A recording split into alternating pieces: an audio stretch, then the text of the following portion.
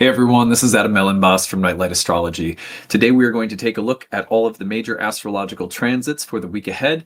That is today, the 28th through May 4th. It's a quieter week astrologically, a little bit of a calm between major dynamic periods.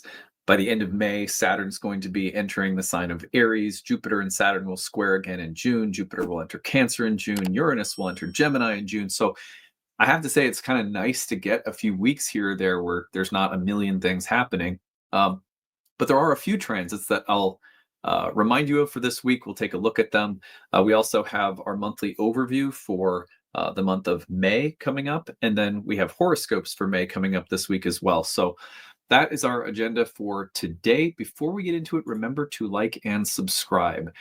If astrology is a part of your spiritual life, then consider this channel a part of your daily spiritual practice. We love people being here for that reason. You can find transcripts of any of these daily talks on the website, which is nightlightastrology.com. Of course, we are in enrollment season right now for our upcoming first year class in ancient Hellenistic astrology. It begins on June 22nd.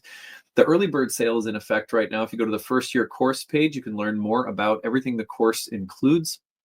I will say that at the end of every video during enrollment season, there is an additional informational video tagged on so that you can learn more about the program in depth. I think it's about a 12-minute long video that takes you through everything the course includes and what you'll learn and kind of how everything is organized.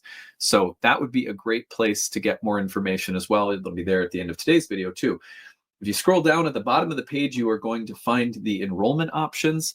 There are several ways you can join the class before May 15th. The early bird sale is the best way to save on the cost of the course. You have an installment plan or an upfront payment plan that will offer you some opportunities to save. You have to use that before May 15th. Also, check out the need-based tuition option if you're someone who'd like to study with us, but you need a little help to make the program happen. We understand people come from a variety of different backgrounds with fixed or limited incomes, or maybe you're a single parent, or you're working only part-time right now. Whatever the case might be, if you have a sincere desire to study astrology and take your love of astrology to the next level, but you need a little help, please use that. Just click apply now, tell us your situation. It allows you to pick within a sliding scale. It's a big part of our mission at Nightlight is to make sure that content like spiritual content is accessible. So that's a big part of what the success of our Kickstarter at the end of every year allows us to do within our business model, is to make sure all of our classes can meet people where they're at financially. So anyway, if you have any questions after you see all of that additional info at the end of today's video, email us info@nightlightastrology.com. Okay, on that note, and it's been nice to see enrollments coming in. We've got a nice new section of students that are already starting to enroll. I can't wait to study with you. I teach all of the classes live myself, and they are all recorded, so you can follow along as well. But yeah, excited to study with you guys.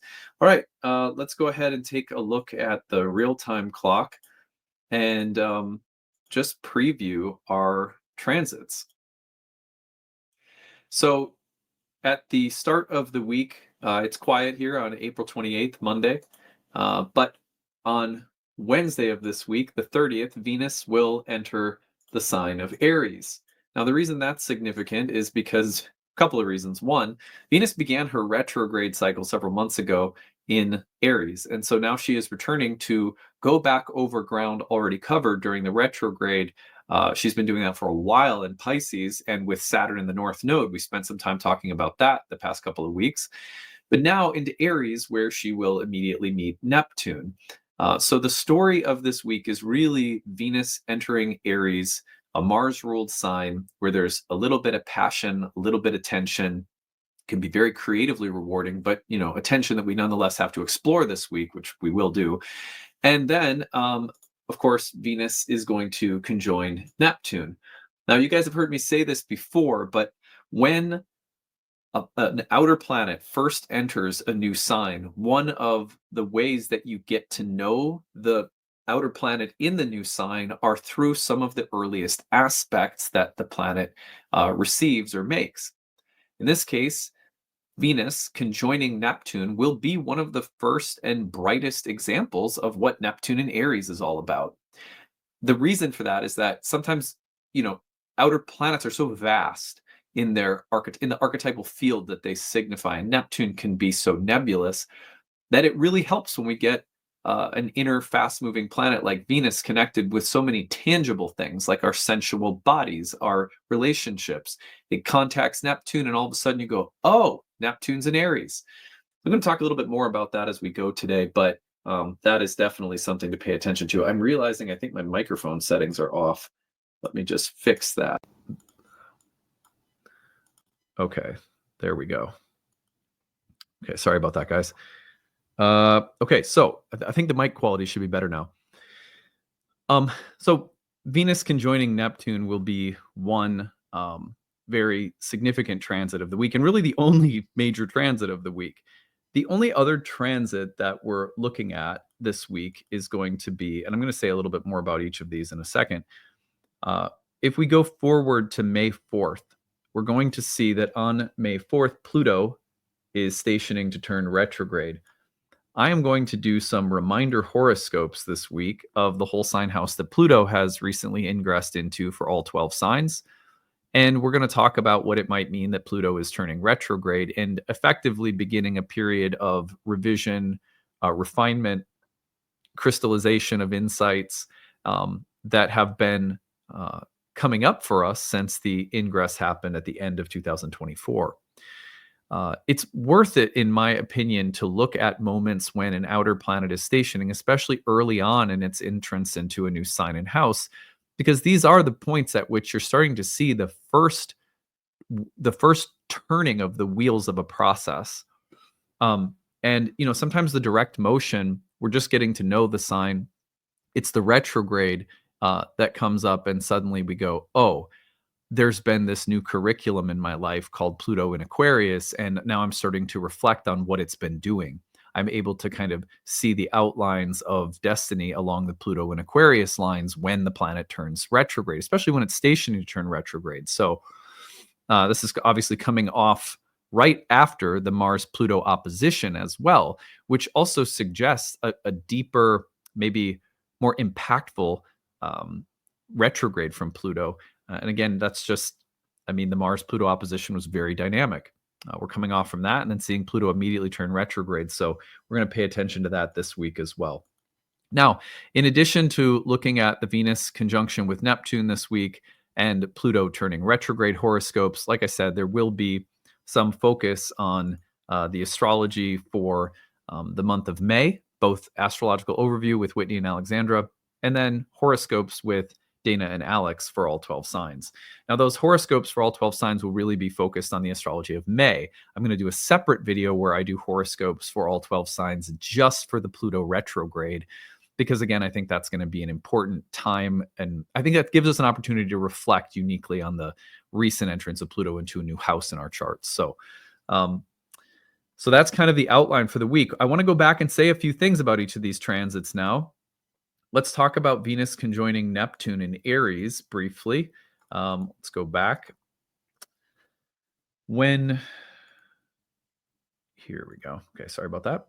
Now, when we back this up a little bit to May 2nd, remember that Venus enters Aries on April 30th. So that's Wednesday, and it's going to take it until Friday to conjoin Neptune. That's only a degree of separation. So the first thing to know is that April 30th through May 2nd of this week, you're really going to be feeling the Venus-Neptune dynamic at play. Beyond this, even May 3rd into the 4th, Venus is separating within just a few degrees. So that's kind of the time range within which you may see any of these symbolic manifestations. The first thing that I love about Venus-Neptune is the romantic quality. Otherworldly, sensual, imaginative. I think Venus and Neptune wants to honor the life of fantasy and the life of imagination by telling us that life is really nothing without our capacity to visualize or to experience different layers and levels of happiness, beauty, pleasure, and connection. Venus is a planet, obviously, that signifies relationships, but the relating capacity for Venus is really about finding congruent, harmonious channels through which to connect, to experience itself. The most primary relationship that Venus signifies is the relationship between the soul and experience, life, the variegation of being itself. So, how do we relate as a being to being? Being to being, relationship. The first lens of our relationship is the psychic lens through which we experience anything from the weather to other people to the things happening internally. And Venus Neptune contacts can make us aware of those subtler dynamics. Like, for example, what influences create harmony versus discordance, or what subtle, imaginative, romantic um, levels of experience grant greater depth and satisfaction and happiness and connection. And those can suddenly, those subtle things can become much more, we can become much more aware of them when Venus and Neptune connect, which is lovely. um, there's also a way in which Venus Neptune can create projections and delusions and fantasies that are ungrounding and not always um, not always helpful. Like sometimes we have to work through Venus Neptune by not getting carried away or staying grounded. And Neptune Venus is one of the transits that can overpromise, overpromise and underdeliver. So a little bit of grounding advice potentially, but I also don't like to make too much of that, because I think a really good, healthy thing for most of us is to connect to what we love, and imagination and fantasy are really how life, how the soul engages with life soulfully. The soul is a storytelling, like we're beings of story and storytelling. That's a simple way to put it.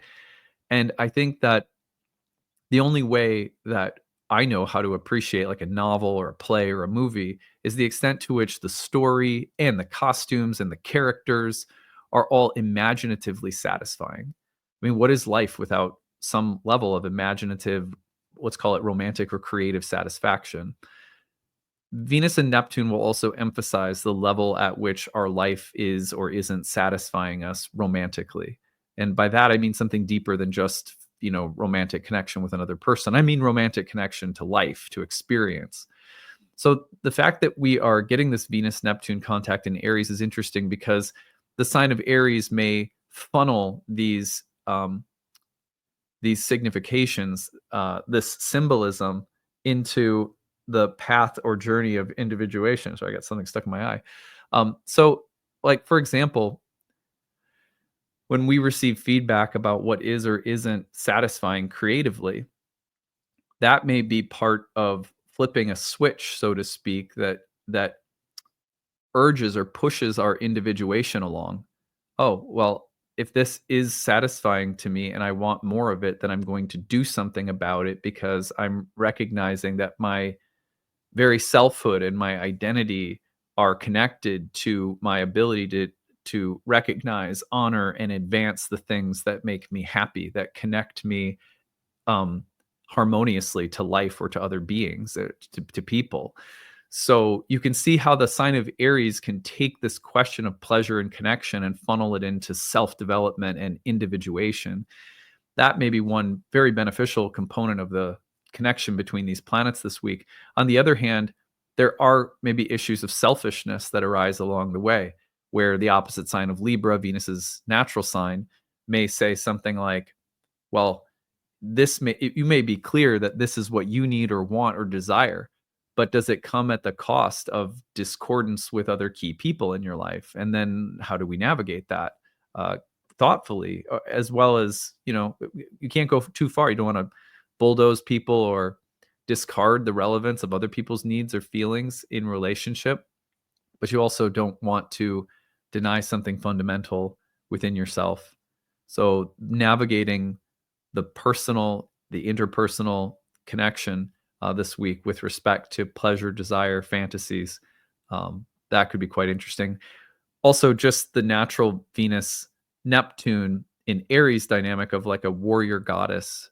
I think of like like Xena. You remember that show, Xena the Warrior Princess, or whatever her name was.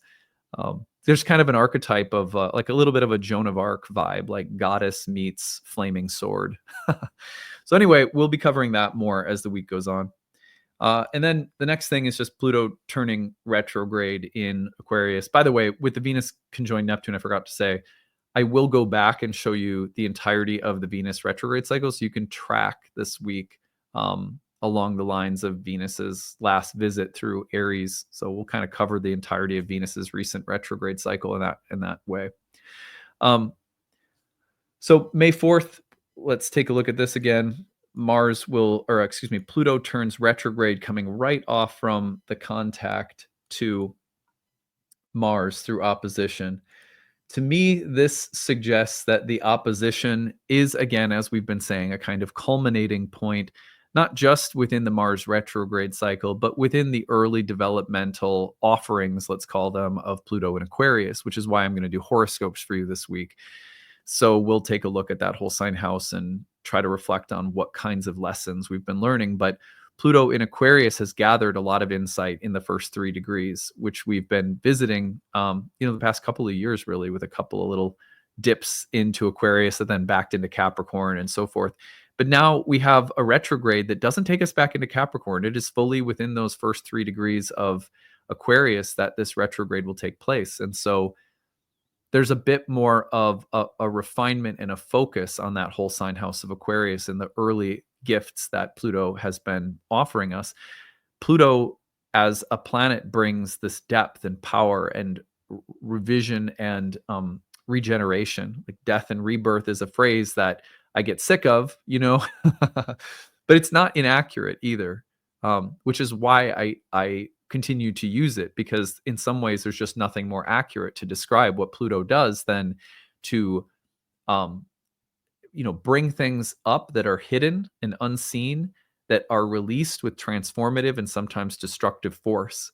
And then through that process, there's often a remaking and a rebirthing or a redesigning of things that happens. And it's a very fertile process, but it's like to turn over that soil is also, there's some upheaval that's related to it. So, we'll take a look at that through horoscopes this week. But early things I would say are, like one question that we could all start asking ourselves as Pluto's turning retrograde this week is, what paradigms of thought and what ideas have been shifting or changing in our lives along the Pluto and Aquarius timeline? So, at least since the like November-ish of 2024 up until now, it's kind of like, what paradigmatic changes have been taking place in that whole sign house of Aquarius? What ideas have we been revising or rethinking? What structures of thought or paradigms are opening, or what kinds of upheavals, disruptions, and regeneration has been taking place, especially with respect to the ideas by means of which we live our lives. All air signs, especially Aquarius, really point to thoughts and thought structures and how they inform our lives on so many levels, including things like technology and so forth. But we'll get to that later.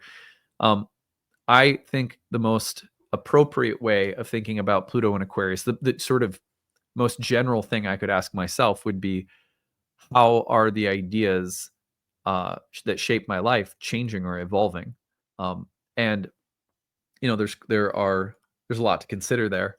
So we'll visit that with some special horoscopes this week. I think it's a good time to reflect on.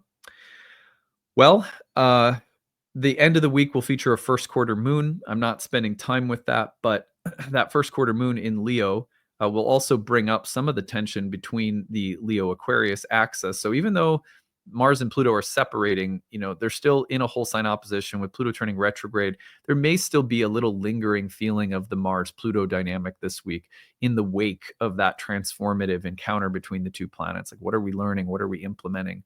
What changes are still coming through? So we'll kind of thread that into our discussion of Mars and Pluto or Pluto retrograde as the week goes on. Anyhow, so that is it for today. You will stay tuned for more on Venus Neptune, and then astrology for the month ahead, and then horoscopes, and then we'll round off the week with Pluto in Aquarius retrograde horoscopes as well. So that is it. After I sign off, stick around to learn more about the upcoming Year 1 program, Ancient Astrology for the Modern Mystic, a 1-year course in ancient Hellenistic astrology with elements of modern archetypal astrology involved in the entire program. It's a wonderful program for people who want to take the next step with their astrological journey. I think it's good for everyone at some point to study in community in a structured program with a teacher that you feel aligned with. For me, it's been important to have a few of those along the way, but I think there's nothing better you could give yourself than the gift of being able to read more and do more on your own as an astrologer while always having trusted guides and resources. It's wonderful to develop that within yourself. So anyway, I'll leave it there. Stick around for more on the program, and we'll see you again tomorrow. Bye. Hey everyone, thanks for sticking around. I'm excited to tell you about our upcoming program, Ancient Astrology for the Modern Mystic. It is our first-year course in Hellenistic astrology that begins at the end of June. June 22nd is our starting date. I'm going to take you over to the course page to tell you more about the program and what you will learn while you are in it. So here we go over to the Nightlight Astrology website. You can find this at nightlightastrology.com. Click on the courses tab, go to the first year course. Now this program is ideal for people who maybe have a little bit of background already in astrology. Maybe you've done some studying on your own independently, taken some courses or webinars and workshops, but you're looking to deepen your understanding of astrology. And maybe Hellenistic astrology in particular has been calling to you. I'll tell you more about what Hellenistic astrology is in a minute, but on the first year course page, you're going to find everything that the course includes. I want to make the structure of the course clear first, and then at the end, I'm going to tell you 5 reasons that I think anyone might have for studying astrology, and you can see if you check any of those boxes. First of all, there are 30 classes on the year. It's just a little under a year-long program with 30 webinars. Every webinar is 2 to 3 hours long, including a lively Q&A and conversational section after we finished our lesson for the day. Each of those lessons I lead personally through live webinars, so you can attend those live. If you want to follow along at your own pace in your own time on your own schedule, you can always look at the recordings and take those in. And I'm going to show you what the class page looks like so you can see how you can interact with the course as uniquely and creatively as you want to. But you can either attend the live webinars or listen to the recordings or audio or video. In between major units of study within those 30 classes, we have separate classes outside of the 30 classes that are essentially tutoring sessions led by our staff, our course directors. We have 3 of them for our first year program, 3 tutors that help me guide every single class you're in and lead study sessions, and are also staffing an interactive group forum discussion where you can ask questions, look at charts, practice what you're learning with all of your classmates and with tutors there to help you. They'll always answer questions within a business day. So it's a really well-staffed, well-structured program. In between those major units of study and the breakout sessions, we also have guest speakers that come in throughout the year that you get free access to. The recordings are archived for you in your class folders. So you're getting people within our curriculum. And you're also getting to visit with some astrologers who are outside of the Nightlight School, but we really admire their work, and so we bring them in. You also have a ton of bonus material. With every lesson, we have recommended quizzes, study guides, optional reading. And that allows people who are really, really, intense, deep, like studious types to go as far as you want to with the material, while other people who are maybe, content to take things in at, just kind of taking in the classes, that's there for you too. So you can kind of go as deeply as you want to. The class, as the year goes on, goes through major units of study in ancient Hellenistic astrology. So if you're not familiar with ancient Hellenistic astrology, this is the earliest form of horoscopic astrology. This is where the astrology that you've probably learned today comes from originally. And that makes some of its features unique.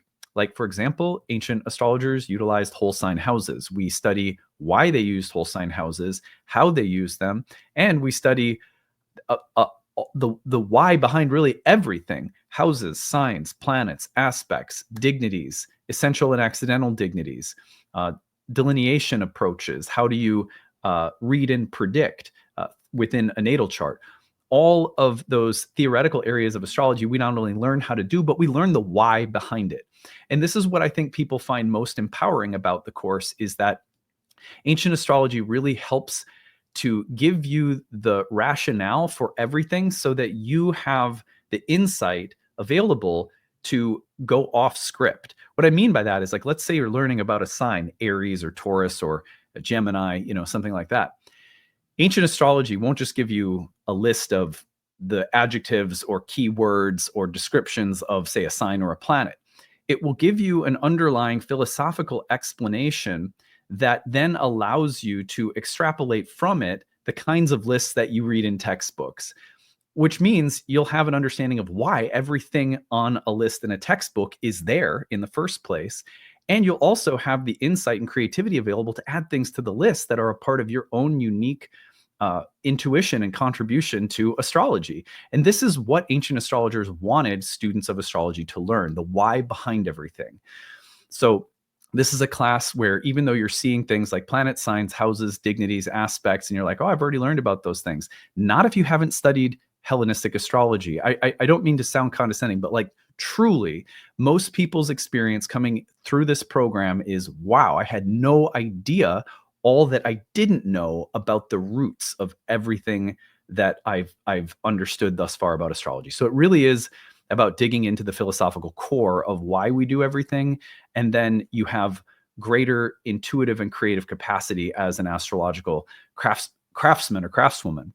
So anyway, that's a brief explanation of why I think Hellenistic astrology is important. Not to mention that ancient astrology was really focused on our ability to accurately describe and predict things in the realm of karma, fate, and destiny, whereas modern astrology's hallmark and strength is psychological depth. And so when you put the two together in our program, which is why it's called Ancient Astrology for the Modern Mystic, I think you have something really special. So on that note, you can see everything that we cover here. So there's a video with some of our alumni you can watch. Everything is there on the page. Now, there are 5 reasons that I want to touch on briefly before I tell you about your payment options and need-based tuition. These are 5 reasons to study astrology that if you mark any of these boxes, especially if you mark several of them, then I think it's a good indication that you might be ideal for this program, might be an ideal fit. So the first one is, if you find that astrology has become a part of your daily, weekly, monthly, yearly spiritual practice, it is a part of how you lead an inner life, then there is nothing more empowering than deepening your connection to that language, because that puts you more in the driver's seat. It's always good to have astrologers that you rely on, teachers that you listen to, get a little objective perspective, especially when you're looking at your own chart through a reading. But there's really nothing more empowering than learning to speak the language at a deeper level for yourself. And if that calls to you, if you want to understand things and be able to speak more confidently and clearly about this sacred language that you love, and this is a great reason to take a structured program. Number 2 is that you feel called to read charts for people. And look, not everyone who takes our programs is on a professional track, but we have 4 years worth of professional training programs at Nightlight that will prepare you to read professionally for others if that's the path that you're on. Maybe you don't even know if you're on that path. That's fine too. Many people take our programs just for the sake of their own personal enrichment, and again, to be kind of more in the driver's seat with respect to your astrological journey. You have more of an understanding. You can be more confident in reading symbols and experiencing transits with your own understanding that you've cultivated. But sometimes people want to read for other people. This will definitely set you up to do that. We have a certification track where you can take exams at the end of every year. They're optional. You don't have to if you're not on that level of interest. Number 3, you have done a lot of self-study. You've heard things from here and there, but you're looking to bring it all together. It is overwhelming to study astrology on your own. So if you want organization, structure, and coherence, what you're getting in this program is going on 15 years of training astrologers, 15 years of developing curriculum that has in mind the overwhelm that many people experience. And this program is structured year 1, year 2, year 3, however far you want to go with our curriculum, to give you an organized, structured, coherent way of understanding the history and language of astrology from both ancient times to modern times, in all of the vastness that the field includes. And also, as we go, we want to give you the confidence that you are a part now of an astrological lineage. Astrology has always been practitioner-based. Coming through Nightlight, you are going to have the opportunity to feel aligned with a lineage. If you like my work, if you feel aligned with the way I speak the language, then this might be a good reason to come study with us. Now, if you're seeking the why behind things, if you're like, yeah, that's interesting, I get it, I understand, but why? Why signs? What's the difference between a sign and a house? Why do they ever come up with a sign and a house? What's the distinction philosophically? Why does Mars represent this? Why does Mars in this sign represent that? If you are someone who feels empowered by understanding the why behind things, you are going to love this program, because that's how I am as a teacher. That's how I am as a person. And that's what this program is really all about. Number 5, you are looking for astrological community. Look, I think Nightlight is unique in terms of the kind of warmth, acceptance, safety, and inclusiveness that our community includes intellectually, spiritually. We are really pride ourselves on being a peaceful kind of family. I'm a Cancer, right? So it's kind of a family-oriented environment. So anyway, I will end it there. If you check any of those boxes, you may want to consider studying with us. Now, I'm going to take you over to 2 things. I want to show you the dashboard. So here is the Thinkific page. You're going to join this. And on your dashboard, you're going to find any courses that you've enrolled in at Nightlight. And there are many, so you may end up in being involved in multiple courses. And you'll find that they're all there on your dashboard. Click on one of them, and it will take you in. You're going to find that on the left-hand side, there's orientation instructions, course information, class links, and calendar, all the technical stuff you need to know when you join the course. And then you're going to find that there's, when you go through the lessons, that the lesson includes the video, the audio, the slides, the transcripts, the Q&A box text if you couldn't make it live and see what people were talking about, flashcards, homework, a bonus PDF with all sorts of additional recommended reading, bonus videos, additional video links for bonus material. So every single time that you want to visit something within the course, everything is nicely organized. So you can see here, I'm going to pause this before it starts going, but you can embed the video right there. It's embedded and you can watch it. And then if you wanted to, you could also, right here, you could also download the video and watch it on your own device. And that's same for the audio as well. And then as you go, you'll see all of the lessons are laid out. The study sessions are also recorded if you can't make those live. So everything is nicely arranged on the website for you. And that makes it a course that if you wanted to take 3 years to accomplish, you could take 3 years to accomplish. If you want to take it for the sake of getting certified, you have the full year plus an additional year to take the exam. So, 2 years total that we give people if you're on a professional track. But most people complete the program in a year. And a lot of people, over 50% of our students, go on to our year 2 and then our year 3 and horary programs as well. Now, final thing I'm going to show you is right here. You're going to find, here is the enrollment options at the bottom of the first year course page. Again, this is at nightlightastrology.com, and you're going to click on the first year course, go to the bottom. The early bird payment saves you several $100s off the cost of the course. That's available till May 15th. Early bird installment plan saves you on the installment plan, regular cost of the course. That's also only available until May 15th. And then need-based tuition.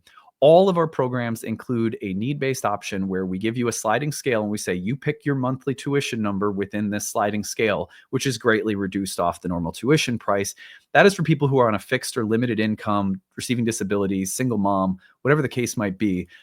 We want to make sure that nobody's priced out of studying astrology. So you don't have to feel any shame. If that is you, if you need help, if you want to take this, but you need to make it work within a tight budget, we get it. Times are tough right now. We don't think people should be priced out of studying a sacred subject like astrology. So we've been offering need-based pricing for 15 years.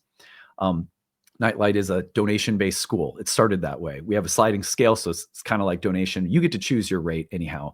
So if that's something that will help you, please use it. Thank you for listening to this. I hope it gave you a really deep and comprehensive introduction to what the course is all about and why you might find it exciting to come study with us starting at the end of June.